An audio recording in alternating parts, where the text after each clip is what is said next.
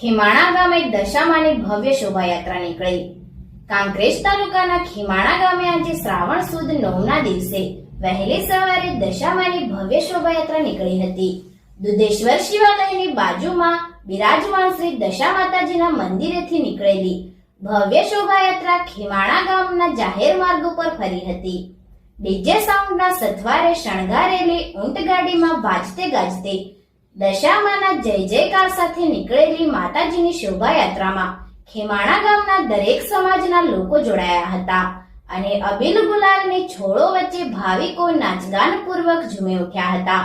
શોભાયાત્રાએ લોકોમાં અનેરું આકર્ષણ જમાવ્યું હતું। પબાપુરા વાઘેલા પરિવારના યુવાનો તેમજ ખીમાણા ગામના દરેક સમાજના યુવાનોએ સાથે મળી દશા માતાજીની આ શોભાયાત્રાનું સુંદર આયોજન કર્યું હતું। દશા માતાજીના નિજ મંદિરેથી નીકળેલી શોભાયાત્રા ખીમાણા ગામની પ્રદક્ષિણા કરી પુનઃ નિજ માતાજીના મંદિરે પધારી હતી। ત્યારબાદ શોભાયાત્રા મેળામાં ફેરવાઈ હતી।